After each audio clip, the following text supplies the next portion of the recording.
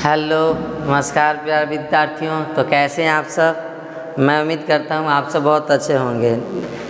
तो चलिए विद्यार्थियों, आप सबको आज की लेक्चर में बहुत बहुत स्वागत है आपके अपने पसंदीदा चैनल RS Academy 24 पर। ताइए विद्यार्थियों, आज हम लोग अध्ययन करते हैं क्लास 9th के केमिस्ट्री चैप्टर 1 का। एक टॉपिक रह गया था, इसके बाद हम लोग उस टॉपिक को ख़त्म करने के बाद पाठनिहित प्रश्न देखेंगे। पाठ के अंदर जो आने वाले प्रश्न हैं, कुछ प्रश्नों को भी हल करेंगे इस लेक्चर में हम लोग। नहीं तो चलिए हम लोग शुरुआत करते हैं। सबसे पहले यहाँ पर आपका एक लास्ट टॉपिक बच गया था हम लोग को। नहीं, यहाँ पर ये आपका क्या है, तीनों अवस्था जो हैं, नहीं ये तीनों अवस्थाओं में पदार्थ का क्या करना है, अंतरा रूपांतरण। नहीं, ये देखेंगे हम लोग।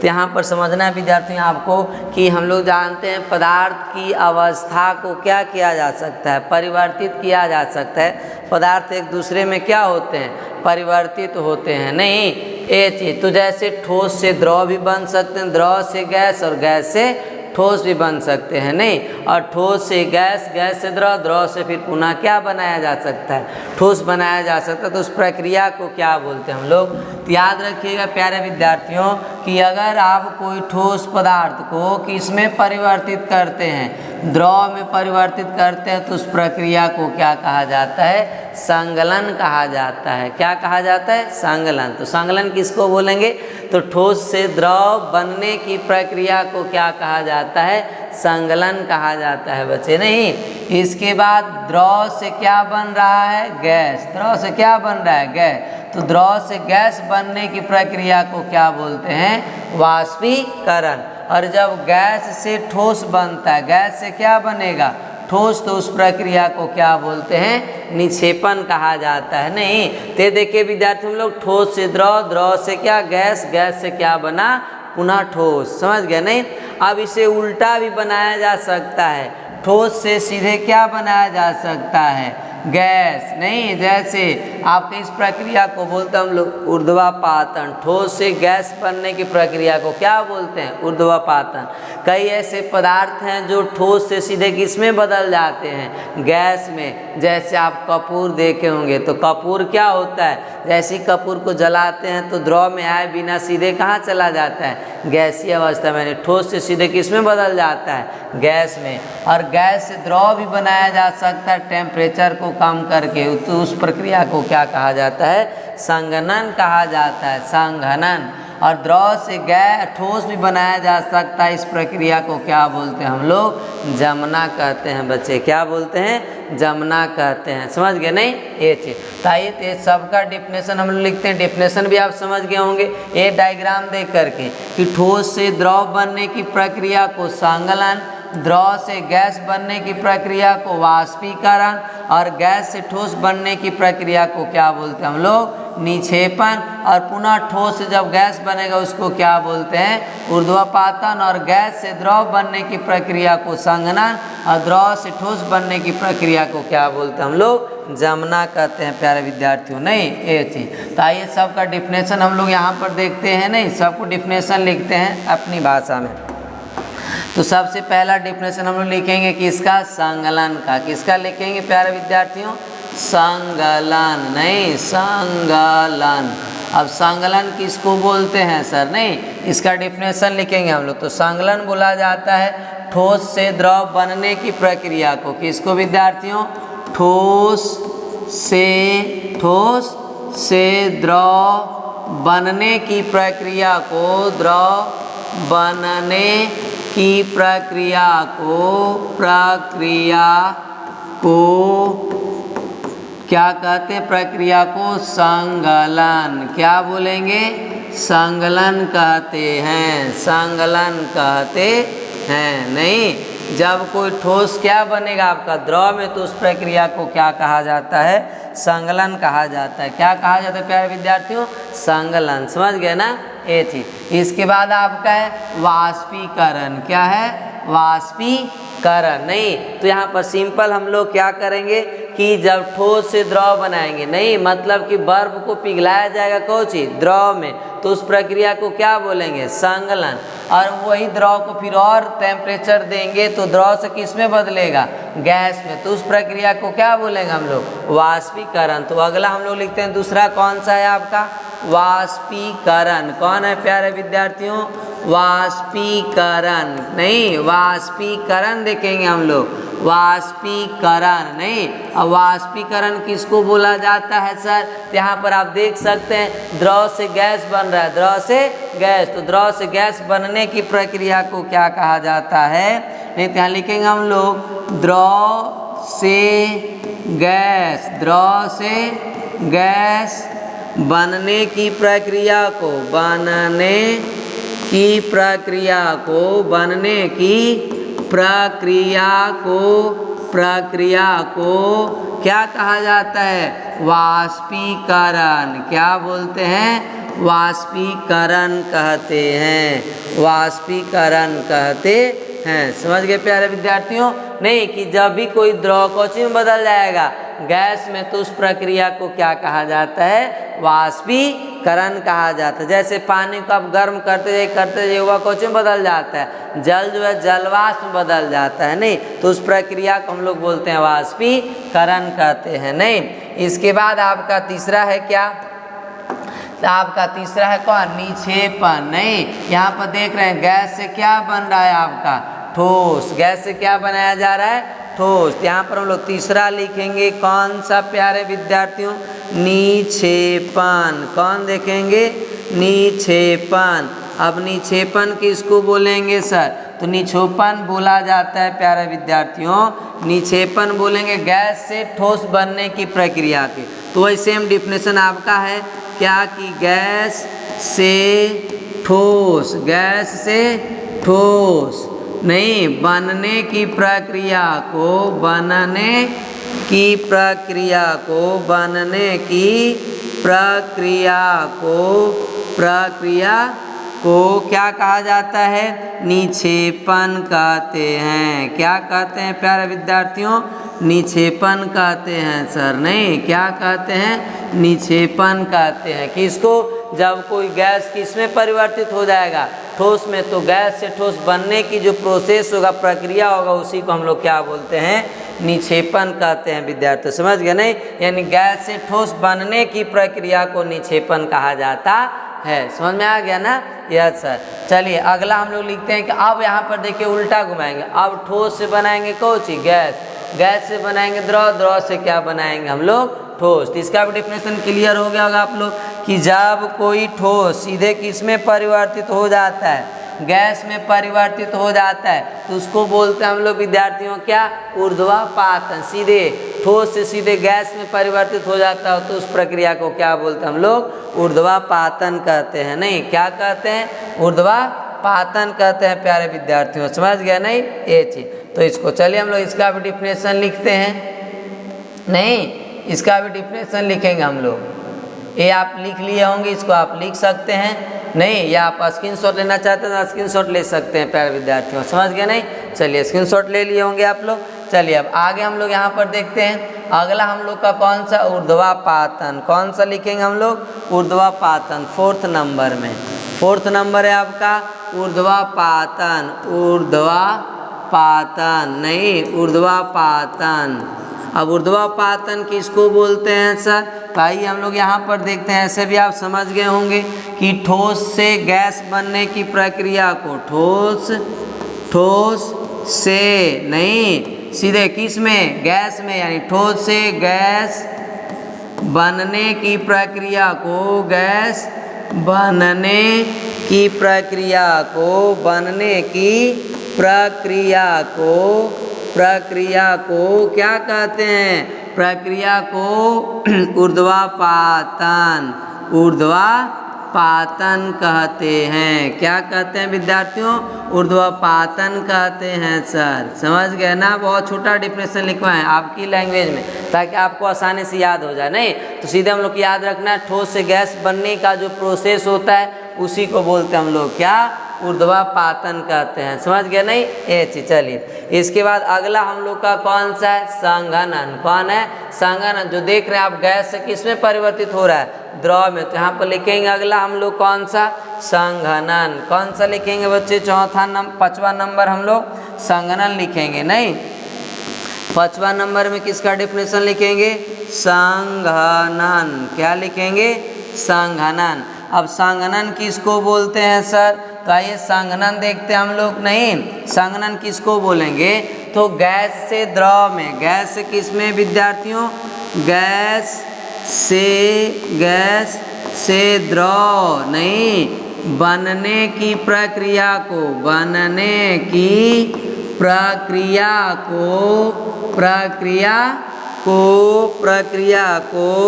क्या कहते हैं, संघनन। संघनन कहते हैं। नहीं, क्या बोलेंगे, संघनन कहते हैं। समझ गए प्यारे विद्यार्थी, बहुत आसान है, बहुत छोटा छोटा है डेफिनेशन। नहीं, तो गैस से द्रव बनने की प्रक्रिया को क्या कहा जाता है, संघनन कहते हैं सर। समझ गए नहीं, क्लियर हो गया।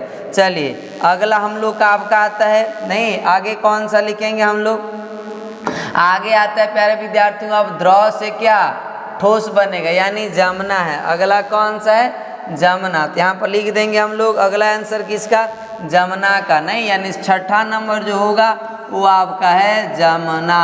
अब जमना का मतलब क्या होगा, यहाँ पर हम लोग इसका डेफिनेशन लिखते हैं। तो जब भी कोई द्रव किस में बदल जाता है, ठोस में, इन द्रव से ठोस बनने की प्रक्रिया को क्या कहा जाता है, सजमना कहा जाता है। नहीं, लिखेंगे द्रव से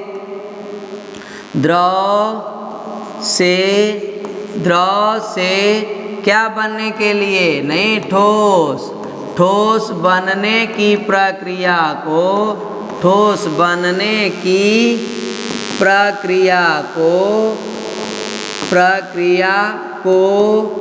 क्या बोलते हैं बच्चे, जमना कहते हैं। क्या कहते हैं, जमना कहते हैं। नहीं, जब भी कोई द्रव किस में बदल जाएगा आपका, ठोस में, तो उस प्रक्रिया को क्या कहा जाता है, जमना कहा जाता है। क्लियर हो गया होगा विद्यार्थियों। ये सारी डिफिनेशन हम लोग लिखे 6 का। समझ गए नहीं, ये 6 डिफिनेशन लिखा हुआ, आप इसको छोटा कर दे रहे हैं, सब एक साथ आपको दिखेगा। आप लिखना चाहते हैं तो अपने कॉपी में आराम से लिख भी सकते हैं, पॉज करके वीडियो को, या फिर आप स्क्रीनशॉट करके लिख सकते हैं। समझ गए नहीं। तो ये था हम लोग का विद्यार्थियों क्लास 9 के केमिस्ट्री चैप्टर 1 का लास्ट टॉपिक। यही टॉपिक के साथ हम लोग के चैप्टर समाप्त होता है।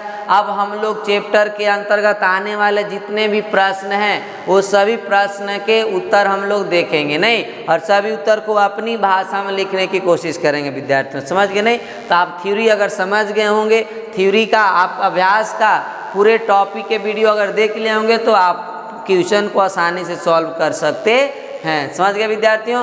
चलिए देखते हैं आगे कौन सा क्वेश्चन आता है। चलिए, तो सबसे पहला हम लोग का क्वेश्चन है प्यारे विद्यार्थियों, क्या कि एनसीईआरटी के पाठ्य पुस्तक, मतलब पाठ के बीच का जो प्रश्न है, और पृष्ठ संख्या कितना, 4। आप एनसीईआरटी किताब खोलिएगा, वहाँ पर देखिएगा पेज नंबर 4 में आपका एक क्वेश्चन मिलेगा। समझ गए नहीं, एनसीईआरटी बुक में। नहीं, क्योंकि हम लोग जो पूरे टॉपिक को पढ़ रहे हैं एनसीईआरटी के अकॉर्डिंग चल रहे हैं। नहीं, तो चलिए अगला क्वेश्चन, हम फर्स्ट क्वेश्चन हम लोग का है, निम्नलिखित में कौन से पदार्थ है। अब यहाँ बताना है प्यारे विद्यार्थियों, नीचे कुछ पदार्थ दिए गए हैं। अब ये नीचे दिए गए ये जो आपका कुछ शब्द हैं, ये शब्द में से बताना, इनको नाम से बताना आपका कि इनमें कौन पदार्थ है और कौन पदार्थ नहीं है। ये सभी चीज़ों में बताना है आपको पदार्थ और कौन है और कौन नहीं है।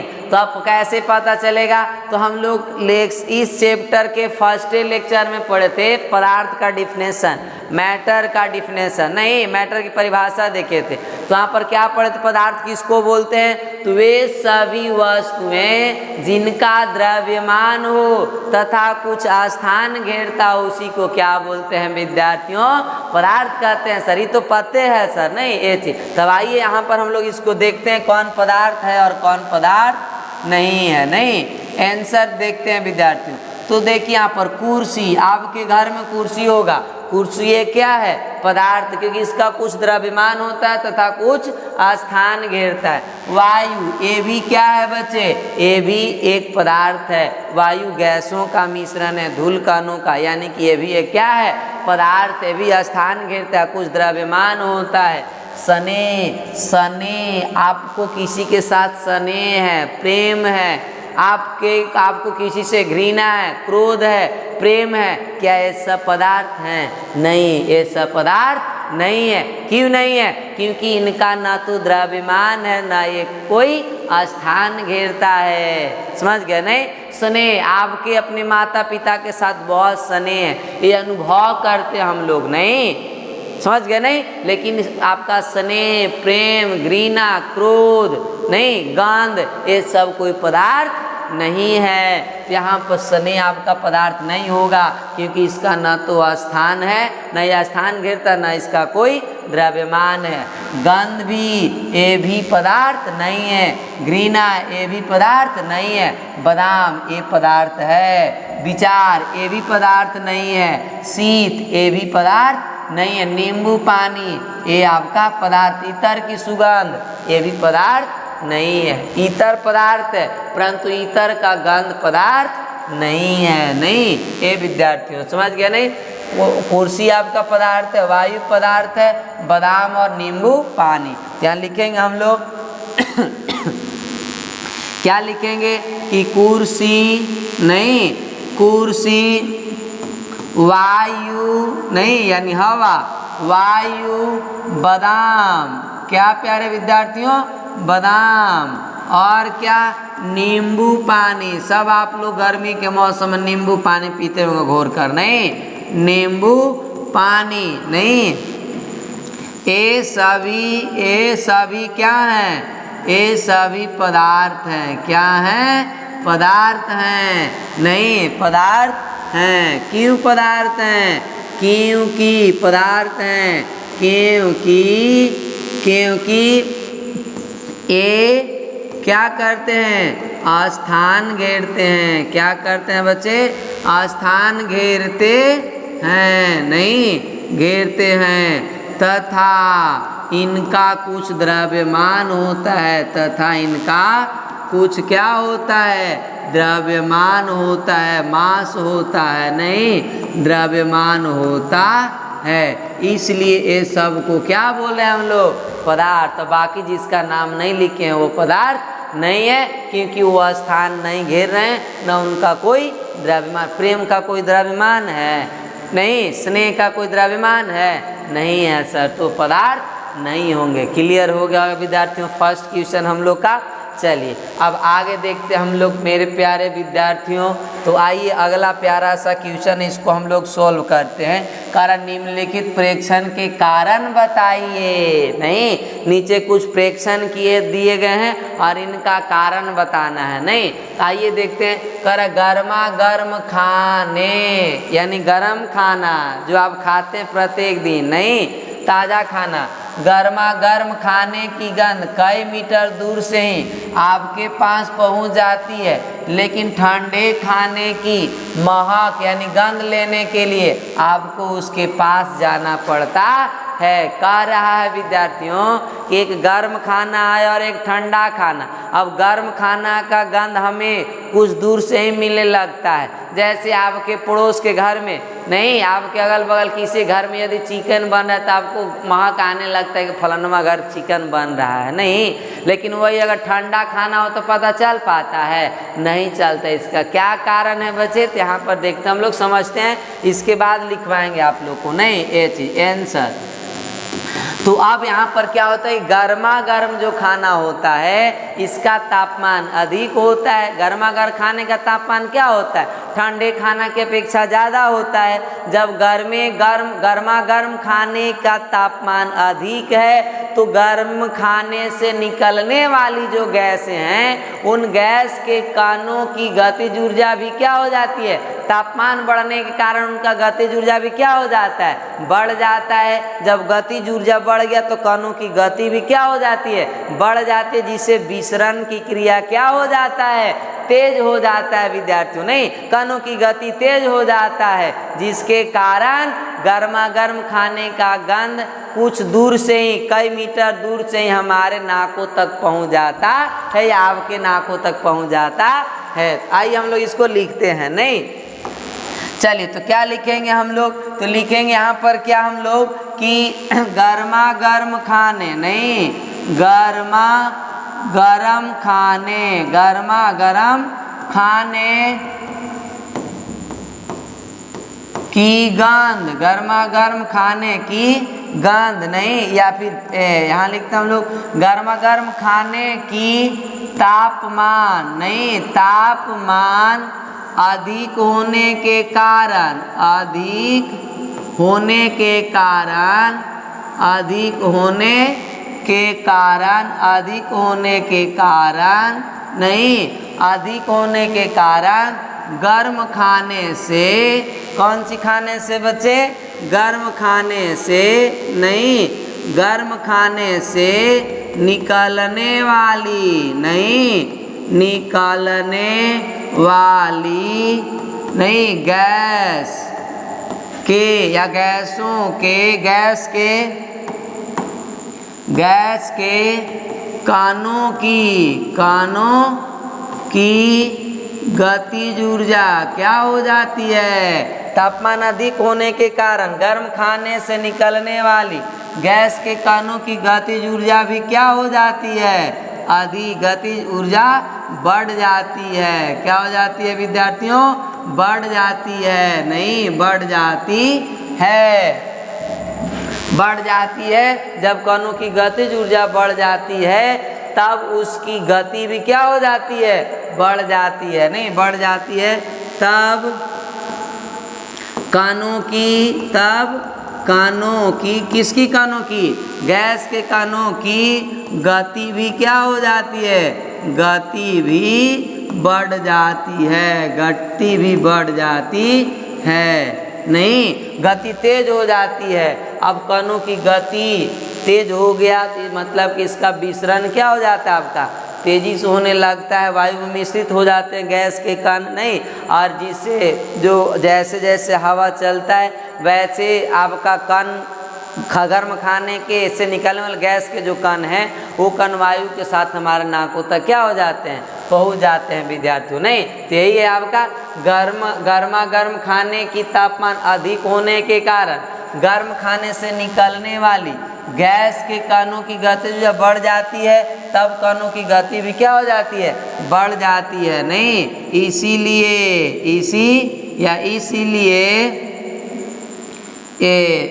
जिसके कारण यहाँ पर कारण लिख देंगे हम लोग, जिसके तेज हो जाती है, जिसके कारण गर्मा गर्म, कोई क्वेश्चन कोई लिख देना हम लोग को, गर्मा गर्म खाने की गंध, गर्मा गर्म खाने की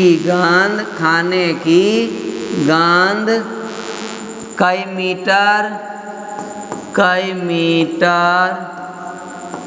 मीटर दूर से ही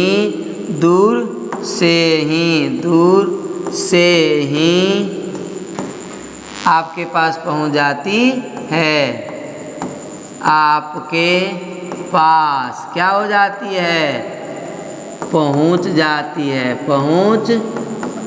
जाती है, नहीं, लेकिन ठंडे खाने की का जो ठंडा खाना उसका तापमान क्या होता है, कम हो जाता है। जब तापमान कम है तो ठंडा खाना के कणों की गतिज ऊर्जा भी क्या हो जाएगा, कम। जब गतिज ऊर्जा कम है तो कणों के गति भी क्या हो जाएगा आपका, कम, जिससे उनकी गति जब कम हो गया तो उसका गंध लेने के लिए हम लोग को कहाँ जाना पड़ता है, ठंडा खाना के नज़दीक जाना पड़ता है। समझ गए विद्यार्थियों, ये था हम लोग का दूसरा क्वेश्चन। चलिए फिर अगला क्वेश्चन देखते हैं 5 नंबर। चलिए अब 5 नंबर क्वेश्चन का स्विमिंग पूल में गोताखोर पानी काट पाता है, नहीं, इससे पदार्थ का कौन सा गुण प्रेक्षित होता है, कौन सा गुण के कारण गोताखोर मतलब जो पानी में तैरता है। आप लोग भी बचपन में बरसात के मौसम में नदी नाला भर जाता तो उसमें क्या करते हैं, तैरते हैं, नहीं, ये चीज़ तो पर भी वही पूछ रहा है कि स्विमिंग पूल में गोताखोर मतलब जो तैरने वाले होते हैं वो पानी को क्या करते हैं, काट पाते, इससे पदार्थ का कौन सा गुण प्रेक्षित होता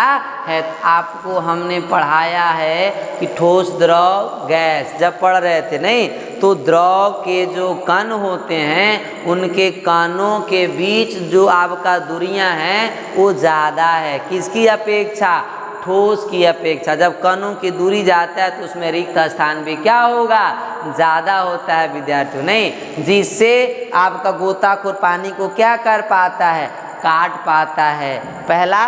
और दूसरा कौन सा गुण होगा कि द्रव के कणों के बीच जो आकर्षण बल होता है वो ठोस की अपेक्षा क्या होता है, कम होता है विद्यार्थियों। यही कारण है कि गोताखोर पानी के अंदर क्या करता है, पानी को काट पाता है और उसमें तैरने लगता है। तो आइए हम लोग लिखते हैं इसको, चले तो इसका आंसर लिखते हैं प्यारे विद्यार्थियों हम लोग, नहीं आंसर देते हैं इसका। हम लोग क्या लिखेंगे यहाँ पर आंसर में हम लोग, आइए चलिए तो लिखेंगे हम लोग स्विमिंग पूल। कौन सी पूल, स्विमिंग पूल, नहीं, स्विमिंग पूल में गोताखोर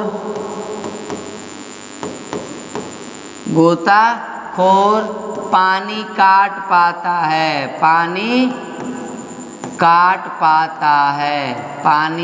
पाता है, इससे पदार्थ के नहीं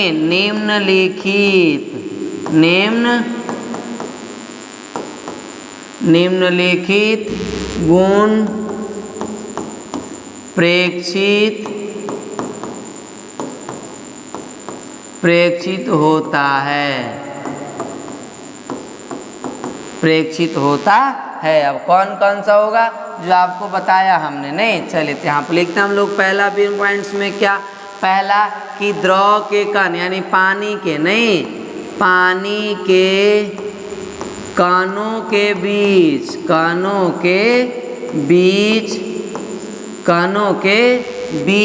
क्या होता है, अपेक्षाकृत कणों के बीच, पानी के कणों के बीच दूरी, अपेक्षाकृत मतलब ठोस की अपेक्षा, नहीं, अपेक्षाकृत पानी के कणों के बीच दूरी अपेक्षाकृत क्या होता है, अधिक होता है, क्या होता है, अधिक होता है, नहीं, अधिक होता है, जिससे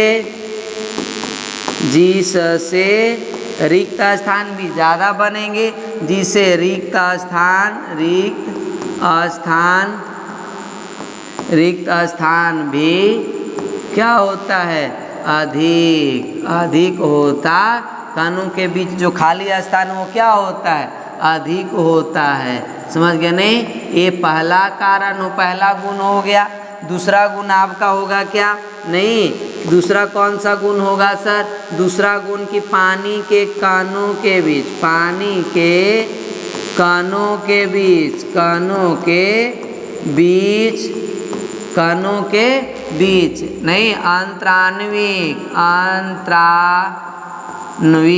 नहीं, आंतरान्विक आकर्षण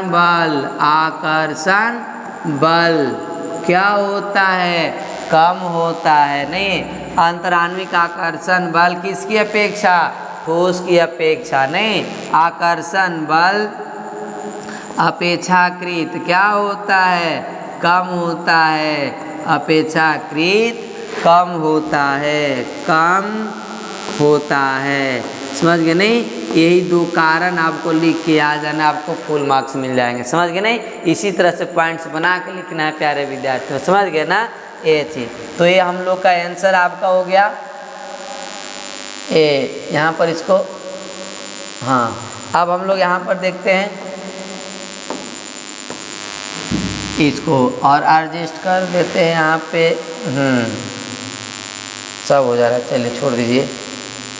चलिए तो ये हम लोग आंसर हो गया किसका, आपका विद्यार्थियों, ये तीसरा क्वेश्चन का, नहीं, ये पॉइंट बना के आप इस तरह से लिख सकते हैं। अगला क्वेश्चन, नेक्स्ट क्वेश्चन आपका है पदार्थ के कणों की क्या विशेषता है। तो इसको आपको बता दिया है विद्यार्थियों, नहीं पदार्थ के कणों की विशेषता लिखवाया हुआ है। नहीं आप अगर अध्याय पढ़े होंगे तो उसमें आपको बताया गया पदार्थ के कणों की विशेषता क्या, कि पदार्थ के कण, नहीं पदार्थ के कण जो होते हैं वो कणों के बीच रिक्त स्थान होता है, पदार्थ के कणों के बीच आकर्षण बल लगता है, नहीं पदार्थ के कण अत्यंत सूक्ष्म होते हैं, बहुत छोटे होते हैं, नहीं अत्यंत सूक्ष्म होते हैं, पदार्थ के कण निरंतर गतिशील होते हैं। ये सब समझा दिया हमने वहाँ पर, समझ गए नहीं। तो अगर आपको इसमें दिक्कत है तो आप विद्यार्थी पिछले लेक्चर को आप देखें, शुरू से लेक्चर को पढ़िए और आप अभ्यास प्रश्न बहुत आसानी से समझ कर बना सकते हैं, समझ गए नहीं ये चीज़। और जब अध्याय खत्म होगा प्यारे विद्यार्थियों तो हम लोग प्रत्येक अध्याय का ऑब्जेक्टिव क्वेश्चन आपका जितना है एग्जाम में पूछे गए, जो एग्जाम में पूछने वाला क्वेश्चन होता है, नहीं वीवीआई क्वेश्चन को, इम्पोर्टेंट क्वेश्चन को हम लोग प्रत्येक सब्जेक्ट से 50-50 ऑब्जेक्टिव क्वेश्चन को सॉल्व करेंगे। अब ये जैसे ही अध्याय 1 9th का ख़त्म हो जाता है तो अध्याय समाप्त, प्रश्न आंसर क्वेश्चन सब खत्म होने के बाद, अभ्यास प्रश्न खत्म होने के बाद हम लोग फिर से 50 क्वेश्चन, 50 ऑब्जेक्टिव क्वेश्चन को यहाँ पर देखेंगे, समझ गए नहीं। ऐसे देखते हैं एग्जाम में कहाँ से क्वेश्चन आता है, सब क्वेश्चन को फोड़ देंगे हम लोग, समझ गए नहीं। आइए तो इसका आंसर लिख देते हैं विद्यार्थियों आप लोगों को। चलिए तो इसका पदार्थ के कणों की क्या विशेषता है, तो लिखेंगे हम लोग यहाँ पर आंसर में विद्यार्थियों, नहीं कि पदार्थ के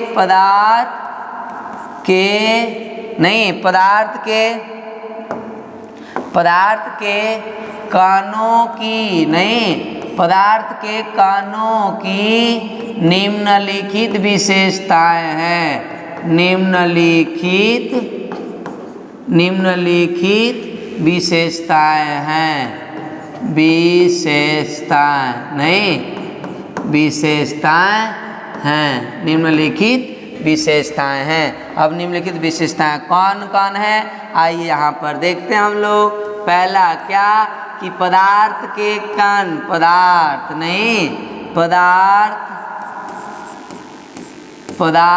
के कणों के बीच, पदार्थ के कणों के बीच, नहीं पदार्थ के कणों के बीच क्या होता है, रिक्त स्थान होता है, रिक्त स्थान होता है, मतलब खाली जगह होता है विद्यार्थियों, समझ गए ना ये चीज़। इसके बाद दूसरा नंबर में क्या लिखेंगे हम लोग, दूसरा नंबर में लिखेंगे कि पदार्थ के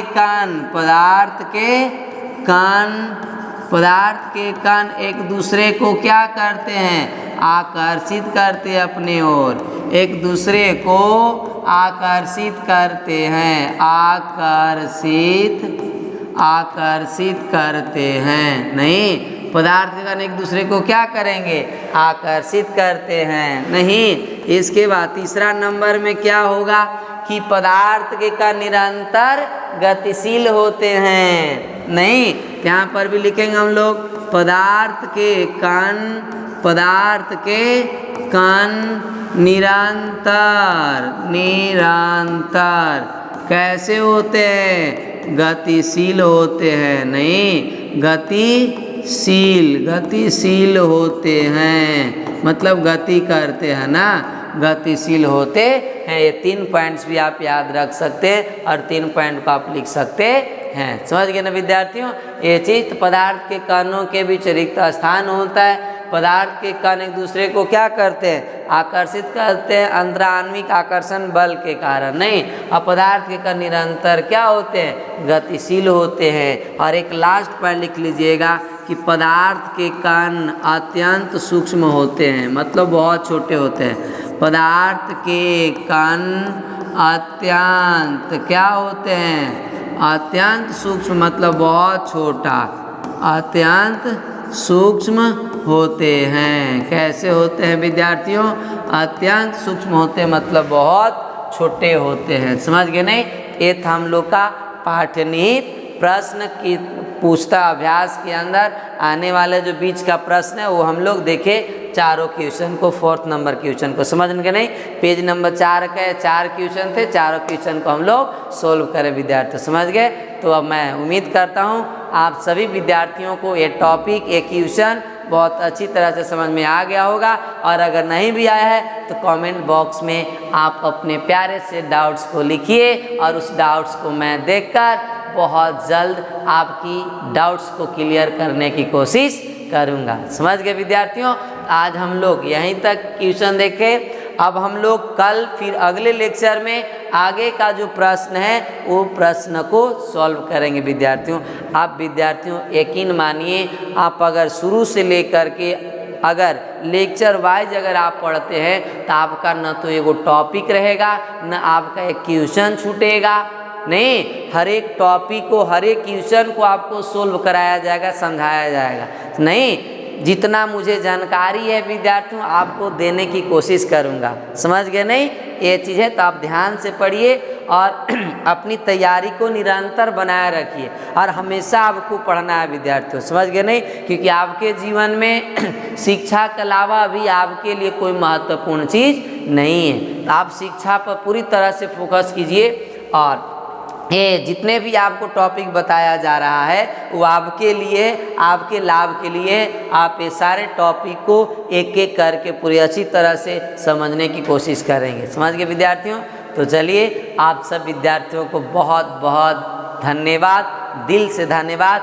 आप लोगों ने इतने देर तक हमारे साथ वीडियो में बने रहे। तो इसी तरह अपना प्यार देते रहिए और आपके लिए मैं प्यार भरा क्वेश्चन, प्यार भरा आंसर आपके बीच लाते रहूं। समझ गए विद्यार्थियों? तो चलिए आज यहीं तक, फिर मिलते हैं हम लोग अगले वीडियो में कल, अगले लेक्चर में नए अंदाज के साथ, नए ऊर्जा के साथ अगले क्वेश्चन को लेकर। तब तक के लिए गुड बाय, टेक केयर।